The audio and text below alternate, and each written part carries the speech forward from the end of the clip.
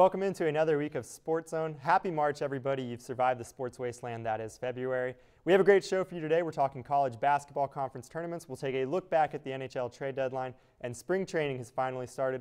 We'll tell you how to feel about your favorite team's offseason. Now, however, we do start with the NFL Combine from this past weekend, and if you were like me, you spent your weekend on the couch thinking to yourself, I could probably run a 40 like these guys.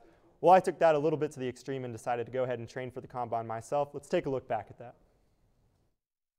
My name is Josh Conrad. I'm the host of SportsZone. I'm out here today to show you what it takes to become an NFL star and make it in the Combine and get drafted high. First up, you got to have good hands.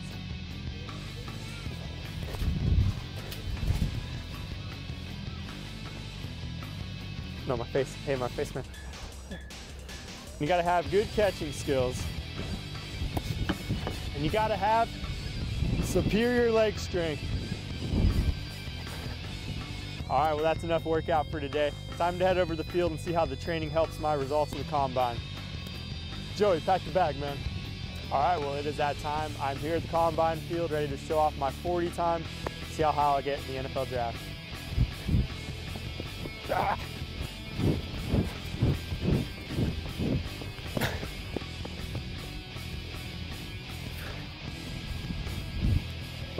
Whew. I ripped my pants.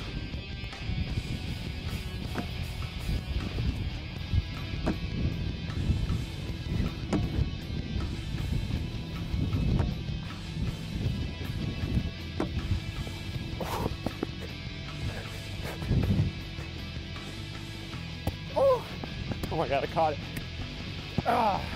Joey, not your best throw though. There you have it, the Combine. I showed you my 40, my tire flipping skills.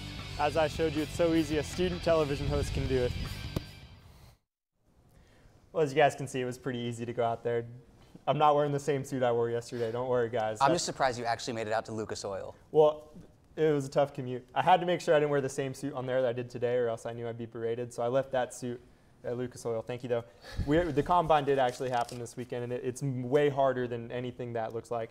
Now, guys, Jeffrey Wilson for North Texas, he had a great senior season. It was kind of riddled by injuries towards the end. He's looking to be the first North Texas player drafted since 2004. Now, he had a Combine. He got a prospect grade of 4.94, which pretty much is saying they should be in an NFL training camp. I didn't say your guys' name, so I do want to say Asher Feltman, Tyler Dozier. Sorry to slight you there, guys. But his draft projection is kind of priority free agent. Do you guys think Jeffrey Wilson has a shot to get on a team and maybe even get some playing time? You never know because so many players get drafted. I mean, there's 7 rounds, 30 players get picked per round, or a little more than 30 actually, with compensation picks, and there's actually 32 teams. I think he's got a shot just because of the volume of players that are going to get drafted, but it's going to be tough because his grade and everything we kind of thought about him was more, fringe NFL, so it's a maybe at best. I believe he has a slight chance. I mean, going back to a little bit of his stats this season, he was 10.6% of carries went to 15 yards or more, and he has a strong stiff arm, and 306.7 of his carries resulted in a first down. But again, he's missing the size and demeanor of a running back in the NFL, so I think that'll be his downfall. But I'm hoping he'll at least get on a developmental team to kind of develop his skills and hopefully move on up to the NFL. I feel like he's the perfect guy to kind of be on a practice squad, and someone gets hurt and maybe they give Jeffrey Wilson a carry, maybe kind of elevates the team. Let's switch over, though, the big-time players. The big-time standouts, obviously there's Shaquem Griffin out of UCF. Do you guys think he belongs on an NFL roster? Yeah, why not? He's shown everything he needs to show. He's a great story. I mean, what a cool story. A lot of people that are born, he was born with a stump limb, and a lot of guys like that just don't get a chance. And not only is he getting a chance, 4.38 40, I mean, this dude is rocking into the Combine. And I think linebackers, like running backs, are pretty interchangeable. I think he'll get a shot. Exactly. He's quick. And definitely, I think he's a standout star to note. And I think he'll definitely shine in the NFL. So really quick, Ash, I know we had you on here a couple weeks ago talking about your mock draft. Was there any changes to your top 5 of the draft that after this Combine has kind of made you say, I'm going to take another look at this guy and put him higher up? Yeah, originally at pick 4, I had the Browns going with Josh Rosen. And that or Josh Allen or Baker Mayfield, but I wasn't sure where to place Baker Mayfield because, he's a big question mark. He's a mobile quarterback. Does he have the arm? Well, he showed the arm at the Combine. He's done everything he needs to at this point to warrant being pushed into the top 5. I think Cleveland, after going with Saquon Barkley at 1, which debatable, I think they're going to go with the quarterback Mayfield at 4. So he kind of looks like me out there running a 40. I don't see much difference between us. Who you got first off, Tyler? Who's your first overall pick right now? First overall pick is Quentin Flowers. He's from Southern Florida University. He's a quarterback, underestimated because of his height. He's 5'10", and just a couple of stats from his season: 53.1 for completion percentage, 2,911 yards, and 25 touchdown passing, 6 interceptions, and yeah, I just think he's an overall. All right, we will see what happens with him at the draft. We do have to cut you off, though. Coming up right after the break, we head out to the Star in Frisco to give you a preview of the Conference USA tournament right here on SportsZone. Every year, 40% of all food in the U.S. never gets eaten. 40%. That's almost half the food we produce. Food waste is a serious problem. It impacts all of us. And it's expensive. Your family is throwing $1,500 a year in the trash. We're working hard to put food waste on the chopping block. And you can do the same at home. Learn how to cook it, store it, and share it. Just don't waste it. Go to SaveTheFood.com. Oh, emojis! I thought the conversation just got dumber. Ugh, internet trolls, just ignore them. I like you just the way you are. I believe in you! She's a hugger. Give her a squeeze. How about the hand? Ah, there you go. Thanks, mate. You're killing it, Jane!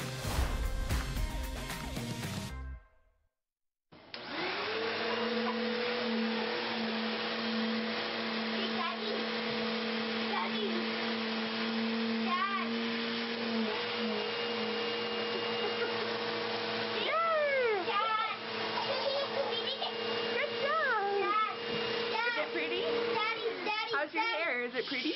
Daddy. It's pretty. Maybe I'll sit alone. Maybe I'll sit alone. Here we go. We're going to go out there in the rain. You're going to get wet. All right, here we go. Go,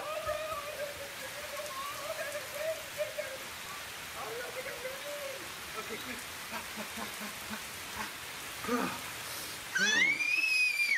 Oh, yeah, yes.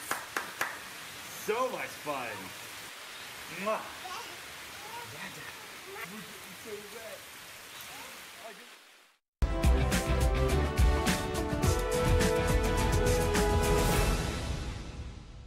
Welcome back into SportsZone. We are fully into Conference Championship Week for college basketball, and this year the Conference USA has brought their men's and women's championships to Frisco, Texas. Both tournaments are being played in the Star, the Cowboys' shiny new practice facility and team headquarters. We have our man Nick Laupius live from the Star. Nick, how you doing out there, bud? Well, Josh, I tell you what, it's a picture-perfect day to kick off the fan festivities here at the Star for the Conference USA men and women's basketball tournament. And look what we found here. We get to hang out with the trophy a little bit here, and that's just one of the many things fans can do out here. There's about 6 different stations with basketball hoops that fans can show off their skills. There's a couple of arts and crafts skills. Raising Cane's is also out here handing out free stuff. And with North Texas being a partner with the Dallas Cowboys, there's even a UNT booth out here at the Star. And not only is it just basketball here for Conference USA this week, many of the fan festivities are benefiting a couple of other charities and organizations. Today's Education Day is the theme here at the Star. Tomorrow is Health Awareness Day. Friday is Health Awareness, and Saturday is Family Day here at the Star. For detailed list and schedule of events, you can go to conferenceusa.com/hoops at the Star. Now, currently, North Texas women's team is up on their opponent right now, up 44-36, just started the third quarter, so North Texas looking to hold on to that lead and go on into round number 2, and of course the men start tonight at 8:30. That's all I have out here at the Star. Make sure to come out here, get your picture with the trophy here at the Star, and that's all I have for you. Back to you in studio. All right, well, looks like a great day out at the Star. Let's welcome back in Asher and Tyler to the desk. Now we can go ahead and update that score. 46-38 right now, the women's team is leading Charlotte. Third quarter, 4 minutes left. Nick looks like he's getting a good little tan out there. I'm a little jealous that we're stuck here in the studio. But guys, let's look at this women's team. They're playing Charlotte right now, up by 8. Let's go ahead and take a little bit look forward. If we can survive this game, what do you see out of this women's team going forward in this conference tournament? And do you think they're going to finish out this game? And what do you guys see going from there? Honestly, I think if they do get this win, it'll build a lot of momentum into the following games. They played Charlotte once this semester. This season, and I believe and they won, and it's not an issue for them to beat them out today. So I see them going pretty far. Yeah, the Conference USA women's side of the bracket is kind of a 2-horse race between UAB and Western Kentucky. You could make an argument for a few others, but UNT, at this point, they beat Charlotte, like Tyler said earlier this year, at home. They shot the ball really well. Lauren Holmes had a big game. Taylor Bradley, big game as always. So they can beat Charlotte. They won a tournament game last year.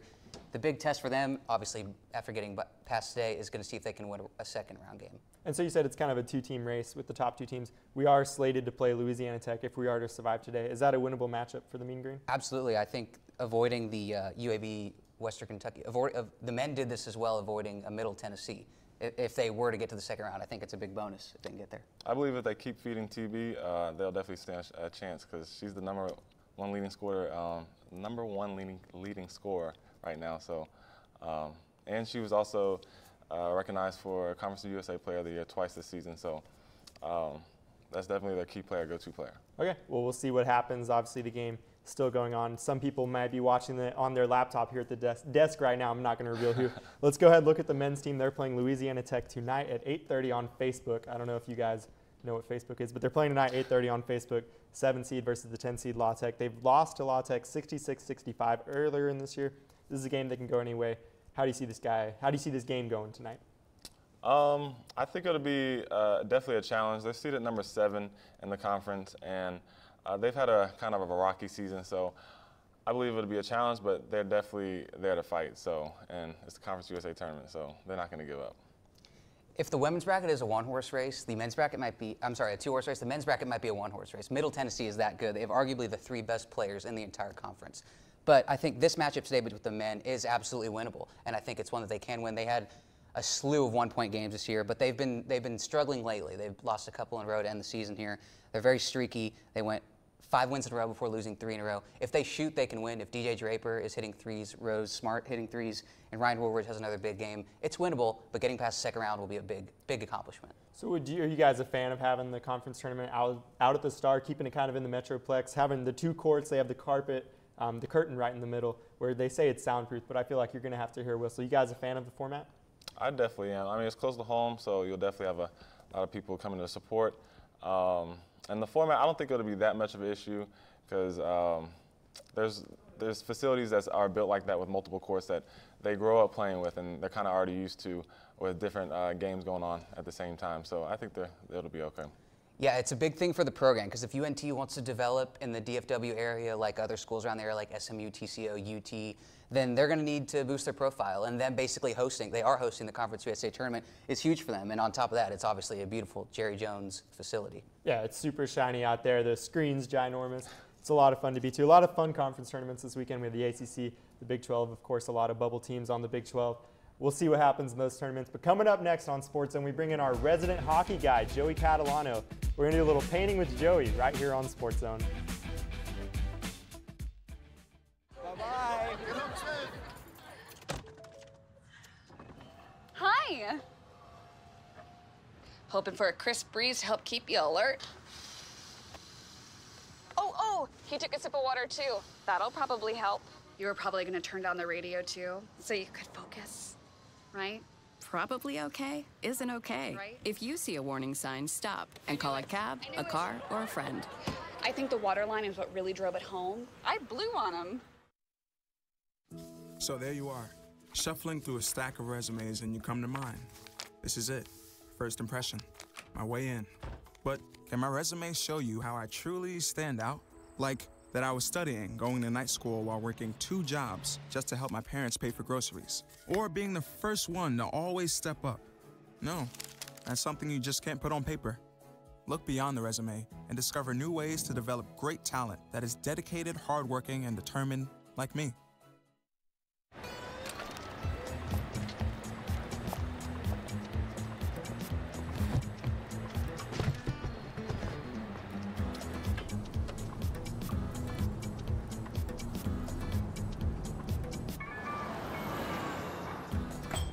It's a short ride from your neighborhood to your naturehood. To find a neighborhood park or green space near you, visit discovertheforest.org. Listen, I realize that I'm not perfect, but it all really started to change because you judge me for having a problem. No one is going to know that I need help. I need help. I know that no one is going to judge me for having a problem. I realize that I'm not perfect, but it all really started to change because you listen.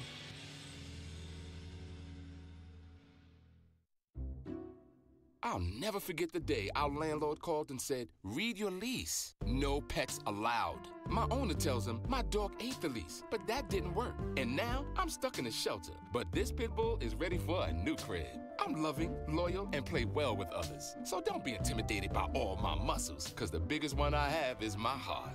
That's right, I said it.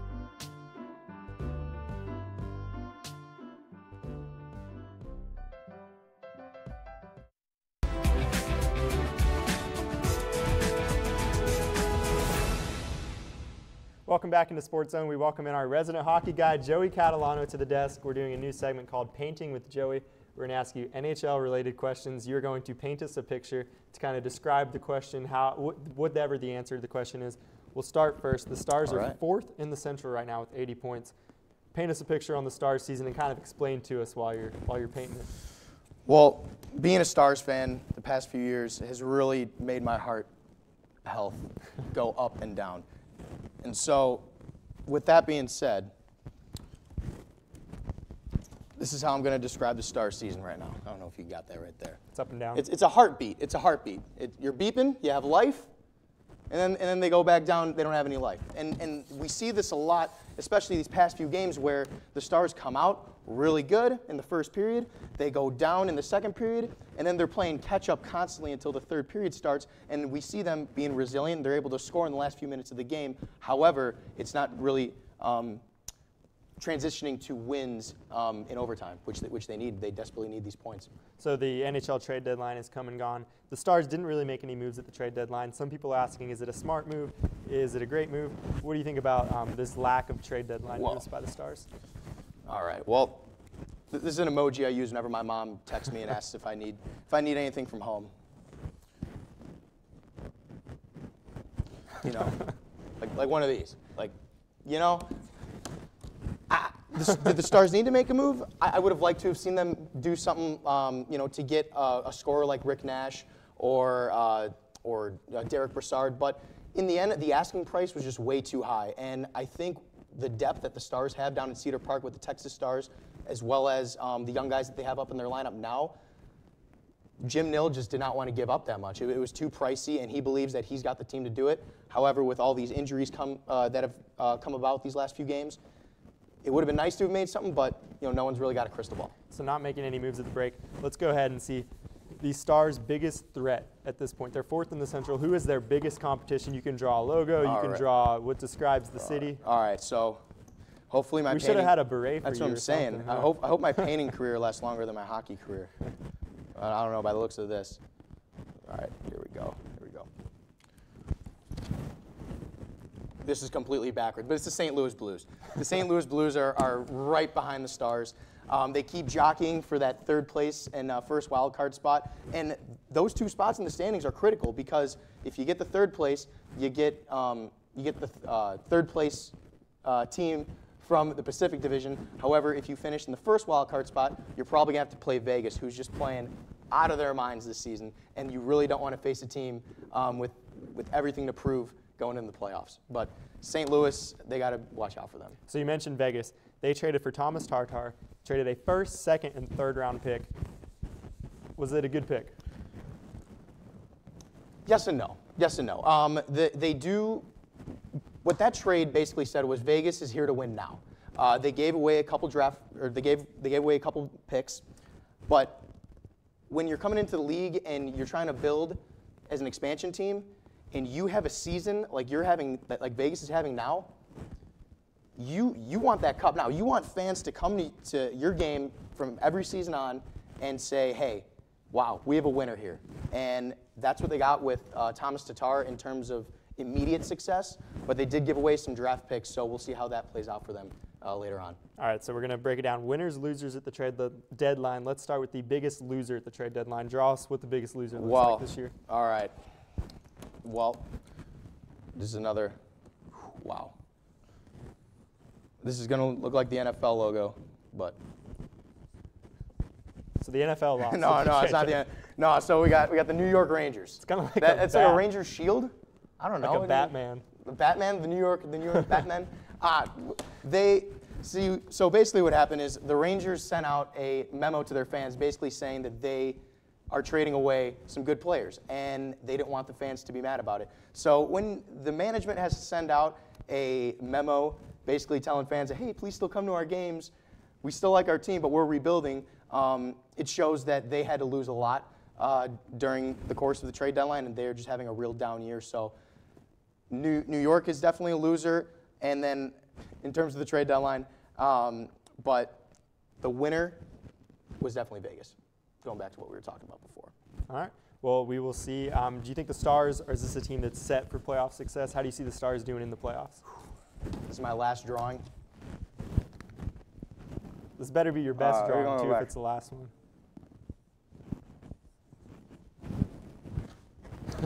It's a waterfall. I'm sorry.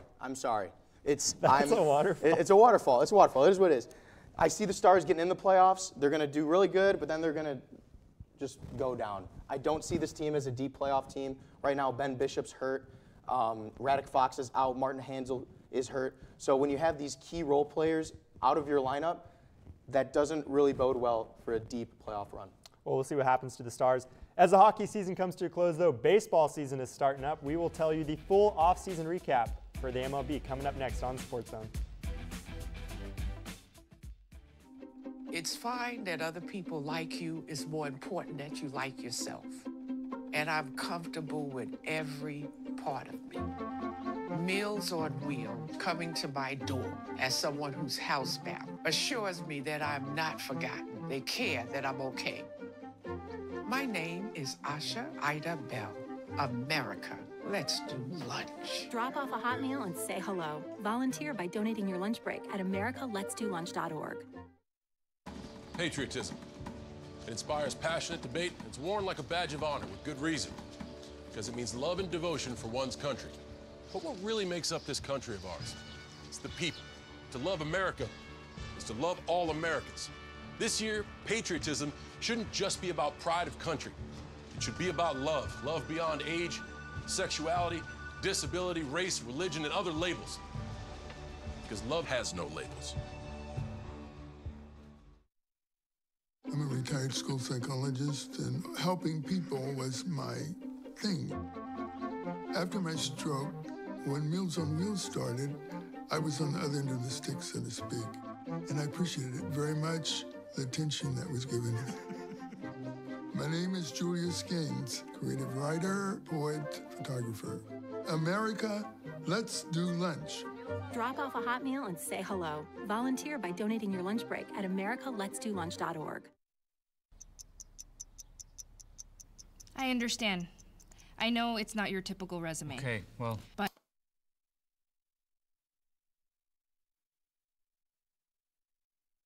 candidate. But I've been working double shifts just to pay for books. I've been raising my 2 little brothers. I'm determined, driven, motivated.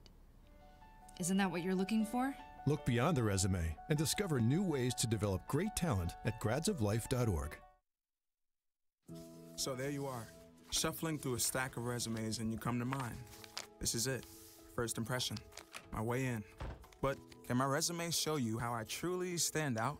Like that I was studying, going to night school while working 2 jobs just to help my parents pay for groceries. Or being the first one to always step up.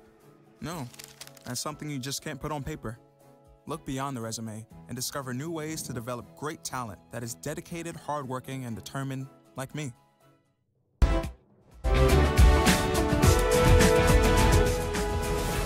As you can see, it is beautiful outside, which means spring training is officially underway for the 2018 MLB season. Now, it has been a lackluster offseason to say the least, but there has still been a few key moves around the MLB. Now, to catch you up on all of it, because I know it is super confusing when your favorite player from your childhood gets traded to a rival, Coffey and Kinsler, but I'll get over it. We were talking the MLB teams first. Let's go ahead and bring up the Chicago Cubs. Now, the big offseason move was signing Yu Darvish. They, of course, lost last year in the NLCS. Guys, we have emojis on the board right now. We're probably going to get mocked on social media for this somewhere. All right. Student TV station has emoji thing. It'll get blown up. Let's start with the Chicago Cubs. They signed Yu Darvish. What is your emotion on this? You know, it wasn't a huge offseason. The Cubs are kind of playing catch-up now. It almost feels like, even after winning the World Series 2 years ago, it seems like they're playing catch-up to the Dodgers, even maybe the Nationals a little bit, even maybe the Brewers and Cardinals in the division. But things are still good in Chicago because they signed Yu Darvish and they've still got a really good team. So they're happy. I would say more of a straight face because I just love them at the Rangers, so being one of us. All right. Well, it's not a happy result for Chicago. Let's go to Cleveland. Last year, lost in the AL Divisional Series to the Yankees in a Game 5. Lost a lot of people this year. Carlos Santana, Jay Bruce, Brian Shaw, Austin Jackson. People not really loving Cleveland's offseason. What do you guys see for the Indians this year? Yeah, I guess I'll go with a thinking face. They did lose Carlos Santana, but I like Yonder Alonso pickup. I think he's a good first baseman, and it was a cheap signing. Santana got, I think, $80 million 5 years. They weren't going to match that. Cleveland, as good as they are, they're a bit constricted with the money they can spend, but I still really like their team. They just got to get over choking last year against the Yankees. I would say shocked face. I think Santana will definitely be a different dynamic on the team, and we'll see what happens. So. All right, well, next up, let's go to the defending world champion, the Houston Astros, as a lot of people up here are kind of reluctant to admit. The big signing was Garrett Cole. Last year in August, they added Justin Verlander. That ended up being a move that propelled them to the World Series. Now you add Garrett Cole. He's 27, 2 years before he reaches free agency. Now, they did give up 4 people in that trade. What do you guys think of Garrett Cole on the Astros? They gave up 4 players, but Jason Martin, Joe Musgrove, Michael Feliz, Colin Moran, they didn't give any of their top prospects up to get him. They gave up more to get Justin Verlander, which Verlander's better at this point, but he's older. So even though it hurts me to say in the Metroplex, I'm in love with everything the Astros have done from starting at the bottom to completely rebuilding. They are deep. They are stacked. I would say a confusion face. Why, if it ain't broke, don't fix it, basically. Why switch up the team when they had a solid season last season? So. All right, we'll see what happens with the Astros. Our next team, Kansas City. They've lost a lot of people. Lorenzo Cain, Joakim Soria, Mike Minor, Eric Hosmer. They went 80 and 82 last year. What do you guys think about the Royals? On top of all those names you said, they're going to lose Mike Moustakas too, because they can't pay anybody. It's just, even when they won the World Series, they shelled out the farm system to get James Shields and then Johnny Cueto and then let those guys go. They can't keep them in Kansas City. It's sad, but it's the reality of baseball. Teams like that, Pittsburgh, Tampa Bay, they can't keep players, so it's sad. I would say another confusion face. I don't understand why they would switch up the team, honestly. So. All right, we're going to go through these last few a little bit faster. The Pittsburgh Pirates, 75-87 last year, 4th in the AL Central. This team traded away Garrett Cole. They also traded away Andrew McCutchen. What do you guys think about the Pirates? Similar to Kansas City, but this is less sad, more angry, because they could have had Lucas Giolito from the Nationals last year. The market for Andrew McCutchen and even Garrett Cole was so much better last year. They're selling this year. It's not good. I feel bad for Pirates fans. I would definitely agree. I'm a stand 100% behind him. Same. All right, let's keep going. San Francisco, it is an even number year. 98 losses last year, but they've added Andrew McCutchen, Evan Longoria, and Austin Jackson. What do you think about the Giants? Yeah, if there was a money sign up here, I would take that one because they went and spent this offseason. But let's pick. Have you ever been to AT&T Park in San Francisco? It's beautiful. Favorite ballpark. That's enough. I totally agree. I totally agree with you right there. That's enough to get a heart because that park's amazing. And they have a good team this year, and they're going to be healthy and get some more pitching back. I would go with the smiley face. I believe the switch up would definitely help them. And I think they'll do some damage this season. So, really quick, rapid fire. Tampa Bay, they trade away Evan Longoria. What do you think about the Rays starting the rebuild? Like Kansas City and Pittsburgh, they're just trading anybody that's making money. And honestly, the Jake Odorizzi trade is a good microcosm. All they got was a low-level prospect. It's sad. It's tough not having any money. It's tough being broke. It's sad, but it's not that sad. Not enough to cry. He hasn't been to Tropicana Park, Tropicana Field. Not quite as beautiful as AT&T, but that is all the time we have today here on SportsZone. Thank you guys for watching. Make sure to follow us on Twitter at NT SportsZone for content from the show. Check out the YouTube page NTTV Sports for current and past episodes.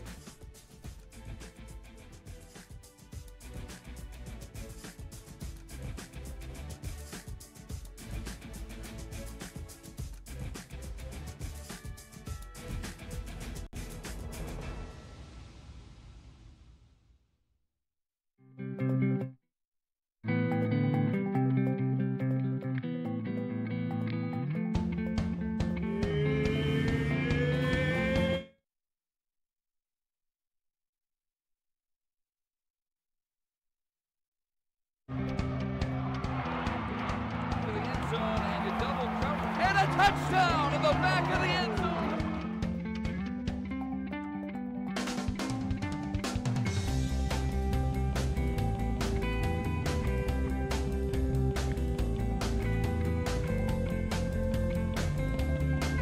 Texas has shocked the Sooners.